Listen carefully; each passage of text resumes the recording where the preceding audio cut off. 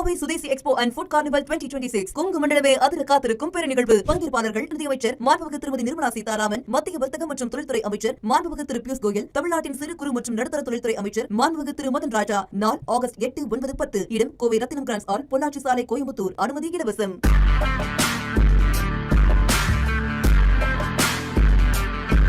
வணக்கம் ஜெயஹிந்த். இன்னைக்கு நம்ம சேனல்ல ஒரு மிக மிக முக்கியமான ஒரு டிஃபென்ஸ் அப்டேட், பாதுகாப்பு அப்டேட் பார்க்க போறோம்.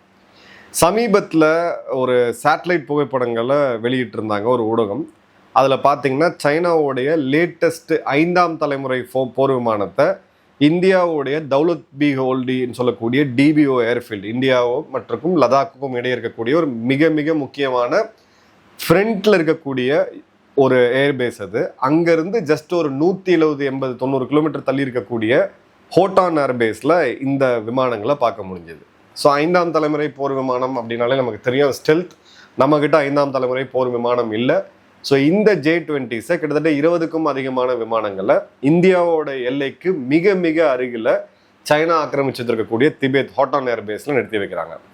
இந்த ஹோட்டான் ஏர்பேஸ் பற்றி நம்ம 2022 ஒரு ஸ்டோரி ஒன்று பப்ளிஷ் பண்ணியிருந்தோம். சைனாக்கும் இந்தியாவுக்கும் இந்தியாவுக்கு இருக்கக்கூடிய ஒரு மிகப்பெரிய அட்வான்டேஜ் என்ன அப்படின்னு பார்த்தீங்கன்னா, நம்மளுடைய ஏர்பேசஸ் எல்லாமே சமவெளி பகுதியில் இருக்குது. அங்கேருந்து டேக் ஆஃப் ஆகி இமயமலைக்கு போகும். அங்கே பகுதி இருக்குது. இமயமலையிலையுமே நம்மளுக்கு வந்து நிறையா, இப்போ உதம்பூர் எடுத்திங்கன்னா ஒரு ஏர்பேஸ் இருக்குது, ஹாஷிமரா தாண்டி நிறையா ஏர்பேஸ் இருக்குது, டிபிஓ ஏர்பேஸ் இருக்குது, லேல ஒரு ஏர்பேஸ் இருக்குது. இதெல்லாம் இருந்தாலும் அடிப்படையாக நம்மளுடைய ஏர்ஃபோர்ஸோடைய டிப்ளாய்மெண்ட் எங்கே அப்படின்னு பார்த்தீங்கன்னா சமவெளி பகுதிகளில் இருக்கும்.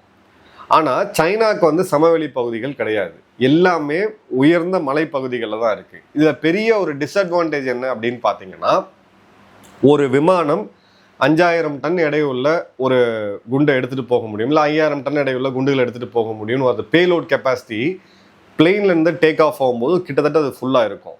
ஆனால் நீங்கள் மலைப்பகுதிகளில் ஒரு 5000 அடி 10,000 அடி மலைப்பகுதிகள்லேருந்து டேக் ஆஃப் ஆனீங்கன்னா நீங்கள் உயரம் அதிகமாக உங்களுடைய ஆக்சிஜன் அப்படின்றத, அந்த அட்மாஸ்பியரில் இருக்கக்கூடிய ஆக்சிஜன்றது கம்மியாகிட்டே வரும்.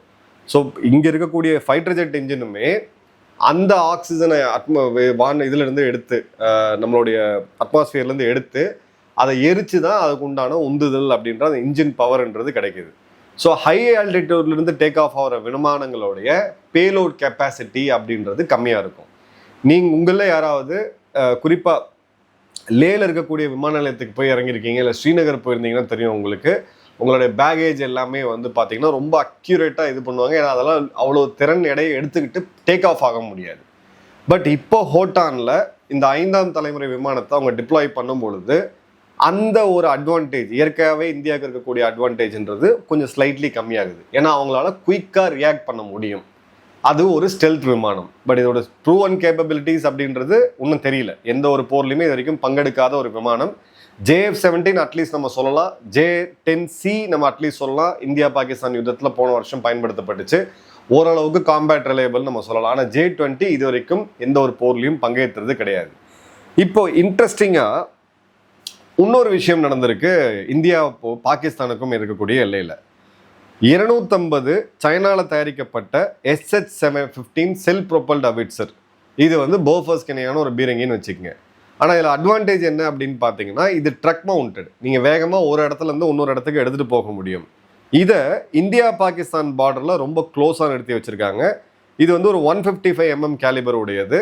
இப்போ இதில் ஏன் ரொம்ப சிக்னிஃபிகண்ட் அப்படின்னு பார்த்தோம்னா, இதில் இருக்கக்கூடிய இந்த ஆர்ட்லரி குண்டோடைய தூரம் கிட்டத்தட்ட 72 கிலோமீட்டர் உள்ளே போகும். ஸோ ஆகஸ்ட் 2ஆம் தேதி இந்தியா டுடே இதை வந்து வெளியிடுறாங்க. 250 சீன தயாரிப்பு SH-15 செல் ப்ரொபல்ட் ஹவிட்சரை இந்தியாவோட எல்லையில் பாகிஸ்தான் நிறுத்தியிருக்காங்க அப்படின்றது தான்.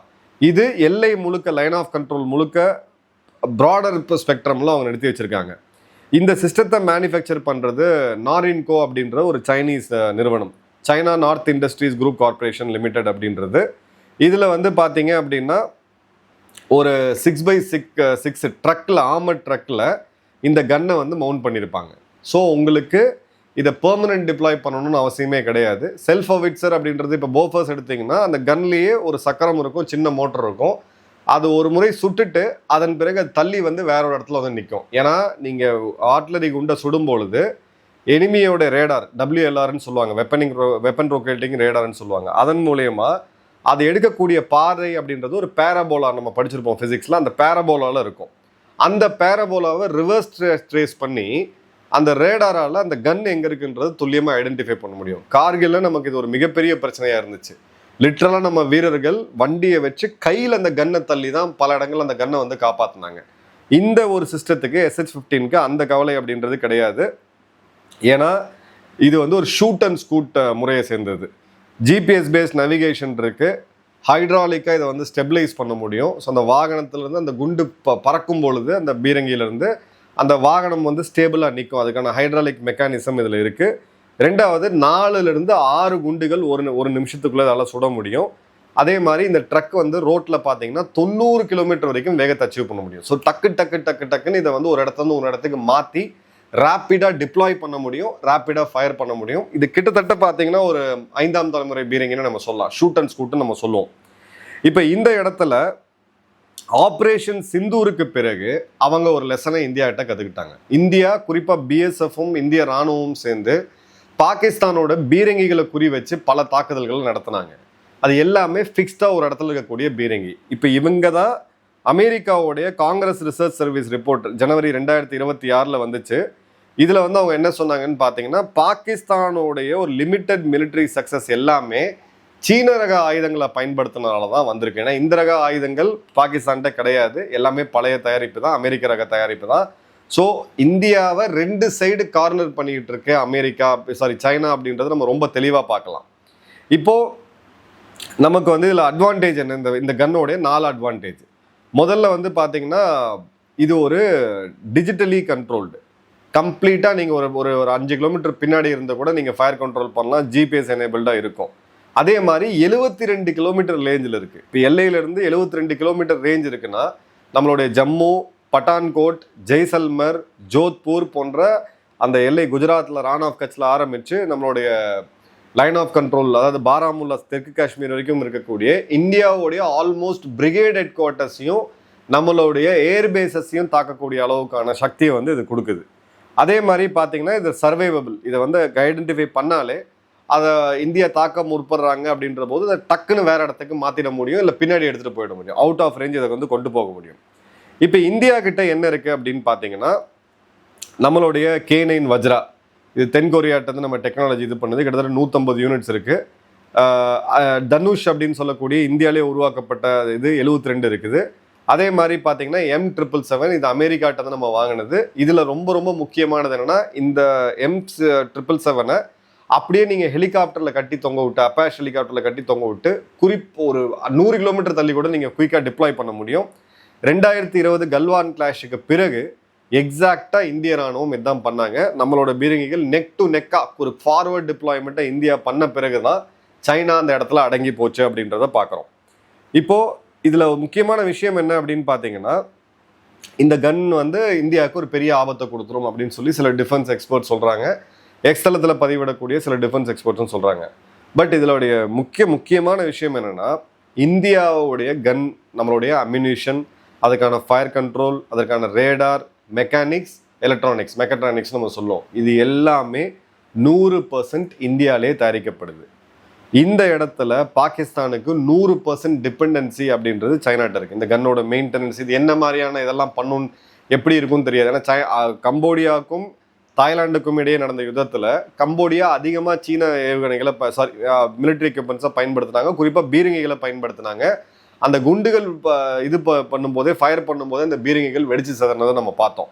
ஸோ இது ஒரு கம்ப்ளீட்டான ரிலையபிளான எக்யூப்மெண்ட்டா அப்படின்னு கேட்டிங்கன்னா கிடையாது. இன்னொரு முறை ஒருவேளை இந்தியா பாகிஸ்தான் யுத்தம் வந்தால் அந்த இடத்துல இதை வந்து நம்ம ஓரளவுக்கு யூகிச்சு பார்க்க முடியும், இதோட ஆக்சுவல் பெர்ஃபார்மன்ஸ் என்ன அப்படின்ட்டு. இப்போ சைனாவும் பாகிஸ்தானும் மிலிட்ரி இன்டெகிரேஷன் அப்படின்றது கிட்டத்தட்ட 100% முடிஞ்சிருச்சு. இப்போ சீனா ஒரு ஆயுதத்தை புதுசாக கண்டுபிடிக்கிறாங்க அப்படின்னா இந்தியாவுடைய செக்யூரிட்டி பிளானர்ஸ்க்கு இது வெறும் சீன எல்லையில் மட்டும்தான் இருக்குன்னு நம்ம பண்ண முடியாது, பார்க்க முடியாது. இனிமே வரக்கூடிய காலங்களில் இது பாகிஸ்தான் எல்லையிலையும் இருக்கும், அதே மாதிரி இந்திய பங்களாதேஷ் எல்லையிலும் இருக்கும் அப்படின்றதான் இங்கே இருக்கக்கூடிய ரியல் ஃபேக்ட். ஸோ நம்மளுடைய சுயசார்பு மற்றும் நம்மளுடைய டிஃபென்ஸ் மாடர்னைசேஷன் எவ்வளோ கிரிட்டிக்கலான ஒரு இடத்துல வந்து நிற்குது அப்படின்றத பார்க்குறோம். என்ன சீனா உற்பத்தி பண்ணுறாங்களோ புது தொழில்நுட்பமாக இருக்கட்டும், அவங்களுடைய புது எக்யூப்மெண்ட்ஸாக இருக்கட்டும், அது எல்லாமே பாகிஸ்தான் கையில் போகும்போது, ஏன்னா இந்த கன்னோடைய டிப்ளாய்மெண்ட் வந்து கிட்டத்தட்ட 100% இவங்க சீம்லெஸ்ஸாக இதை வந்து கொண்டு வந்துட்டாங்க அப்படின்றத நம்ம பார்க்க முடியுது. ஸோ ஆப்ரேஷன் சிந்தூரில் நமக்கு இருந்த சில முக்கியமான அட்வான்டேஜ் எவர் லாஸ்டிங் கண்டினியூ ஆகும்னு நம்ம எதிர்பார்க்கவே முடியாது. இதை நம்ம ஏற்கனவே சொல்லியிருந்தோம். நாமளும் நிறைய விஷயத்தில் அட்வான்ஸ்டாக போயிருக்கோம்.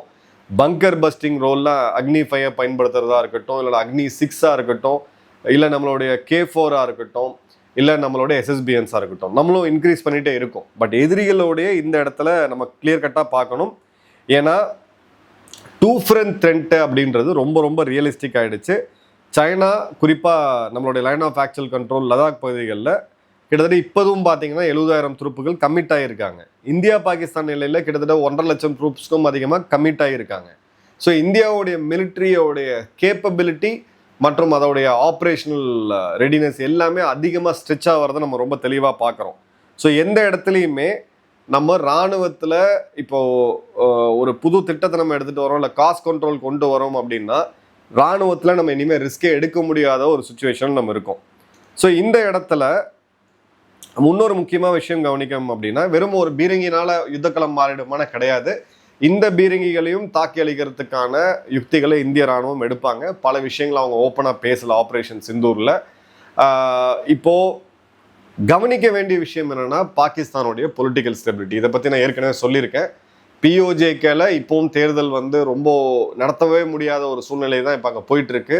அல் ஜசீரா இவங்களுக்கு ஜால்ரா அடிக்கக்கூடிய ஒரு அரபு ஊடகம், அவங்களே இவங்களை வந்து ரொம்ப ஒரு மோசமான ஒரு கட்டுரை, இந்த மாதிரியான ஒரு எலெக்ஷன் நடக்குதுன்னு ரிப்போர்ட் எழுதி இந்த கரடியை காரி தூப்பின மொமெண்ட்டாக இன்றைக்கி வந்து அல் ஜசீராவை பாகிஸ்தானில் அரசாங்கம் பேன் பண்ணியிருக்காங்க. இவங்க பொய் செய்திகள் எழுதுறாங்க, எங்களுக்கு எதிராக இது எழுதுறாங்க, ஒரு சில பூத்தில் போய் வீடியோ எடுத்துட்டு மொத்த தேர்தலை இப்படி நடக்கிற மாதிரி எழுதுறாங்க அப்படின்னு சொல்லிட்டு பாகிஸ்தானே இன்னைக்கு அல் ஜசீராவை பேன் பண்ணியிருக்காங்க. இந்தியா இன்னும் பேன் பண்ணல. நம்ம இன்னும் வெயிட் பண்ணிக்கிட்டு இருக்கோம். அல் ஜசீரா வந்து நமக்கு என்னைக்காவது ஒரு நாள் இங்கே இருக்கக்கூடிய உண்மையை, நல்ல விஷயங்களை இந்தியாவை பற்றி எழுதுவாங்கன்னு சொல்லிட்டு பாகிஸ்தானில் நிஜமாக இந்த விஷயத்தை பாராட்டியே ஆகணும். அவங்களுடைய இன்ஃபர்மேஷன் அண்ட் ப்ராட்காஸ்டிங் மினிஸ்ட்ரி எப்போ இந்த தேர்தல் பற்றி அவங்க ஒரு ஆர்டிக்கல் எழுதுனாங்களோ அல் ஜசீரா, உடனடியாக அவங்கள வந்து தடை செய்திருக்காங்க. பாகிஸ்தானில் அல் ஜசீராவே உருதுவும் சரி, அல் ஜசீரா இங்கிலீஷும் சரி, 2 ஊடகமே நீ வந்து பார்க்கவே முடியாதுன்ற அளவுக்கு. பட் இந்த ஒரு நோ வார் எல்லாமே சூப்பராக போயிட்டுருக்கு, எல்லாம் அமைதியாக போயிட்டுருக்கு அப்படின்னு நம்ம நினச்சிக்கிட்டு இருந்தோம்னா கிடையாது. 2 சைடுமே எதிரிகள் இந்தியாவை நெருக்கிறதுக்கான வேலையை பார்த்துட்டு இருக்காங்கன்றதை நம்ம ரொம்ப தெளிவாக பார்க்குறோம். இன்னொரு டீட்டெயில் வீடியோவில் சந்திப்போம். நன்றி, வணக்கம், ஜெயன்.